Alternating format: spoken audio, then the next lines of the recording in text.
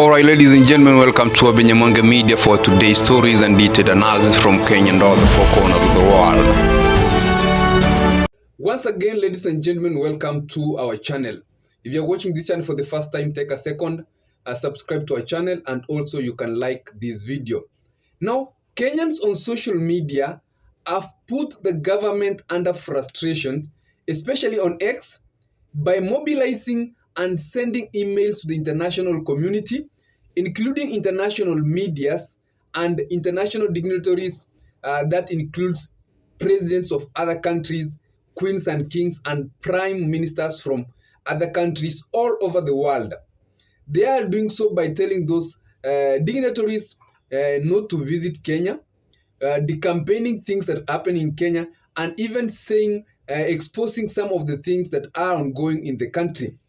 The latest happening being those emails that were sent to the Queen and King of Netherlands, urging him to cancel the state invitation that he had been given by President RUTO to Kenya that was to happen in March. And surprisingly, those emails got the attention of the top media of Netherlands. Here is it. Kenianen doen op social media en in de kranten daar een beroep op het koningspaar om het staatsbezoek in maart af te zeggen. Volgens hen is het bezoek aan Kenia bedoeld om het imago van president William Ruto op te poetsen. Ruto krijgt veel kritiek. Now, upon these emails and what's going on, the position that's going on X, yesterday the Ministry of Foreign Affairs and Diaspora Affairs released a statement, and I want to read for you part of the statement, just two paragraphs of that statement, and it says, the Ministry of Foreign and Diaspora Affairs expressed concerns over cyber activities spreading misinformation and disinformation aimed at undermining the credibility of the government. These activities, initially sparked by genuine protests by Gen Z, have evolved into organized cyber attacks by a few social media influencers and seek to delegitimize government initiatives, discourage high-level visits, decampaign Kenyan candidates for international and regional position while sending intermediary message to members of the international community. That is exactly what I said in the opening statement of this analysis. So the government has come to the concern because the emails and the position on X is now turning to something serious. People have come out to even decampaign. I think the decampaigning that they're talking about in that statement is that some members are decided to decampaign against Raila Odinga AU bid by sending emails to heads of states of Africa. Something that sparked the other day when Joe was speaking in the coastal region, saying that if you are decampaigning Raila, you are the most unpatriotic person, and something that a lot of Kenyans came out to speak about. This is what happened, where Kenyans were sending emails to even heads of states of Africa, and it's something that is of really concern. It started with the IA images. Now it's turning to international community being informed or being reached by Kenyans through emails, and that was the statement of the Ministry of Foreign Affairs and Diaspora Affairs.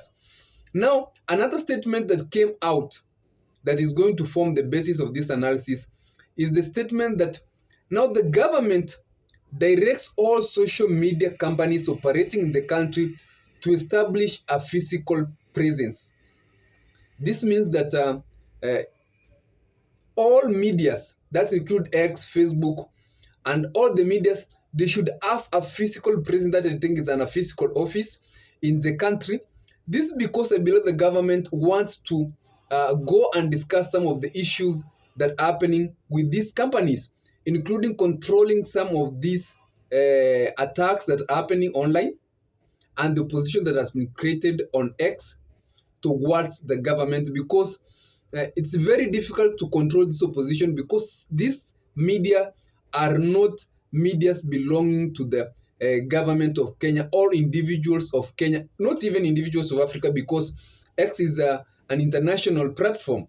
Facebook is an international platform, and even email is also an international platform.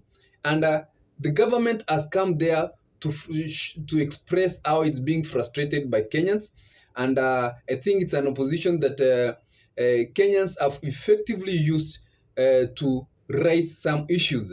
Now, ladies and gentlemen, what happened upon the release of this statement that was urging physical presence of the companies or the medias that are operating in Kenya is that Kenyans came out to urge President Ruto not to try Elon Musk because he's the owner of X. And I believe one of the apps that is being of great concern to the government is X, because X is one of the apps.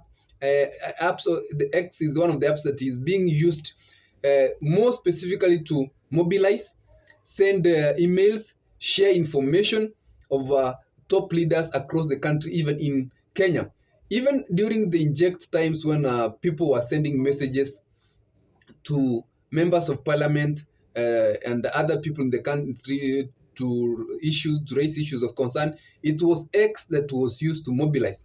X is the same app that Kenyans used to hold live spaces during the protests in June and conduct meetings and mobilize. It's one of the apps that really led to the protests that we saw in June, because it's where Kenyans could mobilize, share images, and talk about those issues.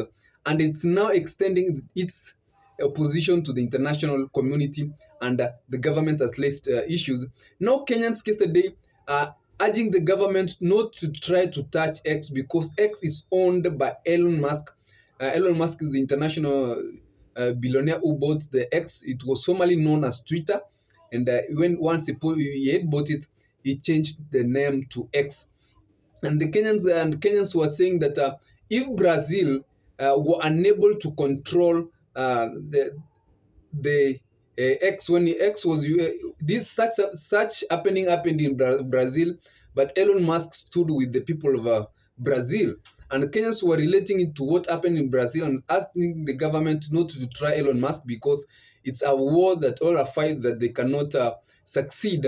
And I don't know what's really going to happen by the follow-up by the fiscal presence, whether X and Facebook and other medias will establish that fiscal presence, or they will ignore this statement, and what actions the government will take. Will the government try to control the operation of these apps in Kenya because they have those rights, or will Elon Musk and other owners of these companies launch issues or attacks to the Kenyan government upon these people who believe that they have a freedom of speech, as they are saying on X, and the government should not intimidate the use of X and other social medias. You can tell me what you think in the comment section, ladies and gentlemen. Do you think that this ongoing opposition is putting our country to the right track? It's, I don't know, it's now the opposition of the country that is highlighting issues that are happening in the country, or it's an opposition that is jeopardizing the image of Kenya on the global and is going to really influence on Kenyan government losing a lot of deals. And if the international community is going to take these allegations, some of these allegations and some of these happenings that are being exposed to Kenya's international communities, and even we will be waiting to see if the Netherlands king will consider cancelling that visit to Kenya, because it's one of the high state visit that has been used by the Kenyan government to come and discuss some issues of these two countries, that's Kenya and Netherlands. Other ladies and gentlemen, remember to subscribe, like this video, and also you can comment in the comment section. I'll take my humble time to read and give you a reply.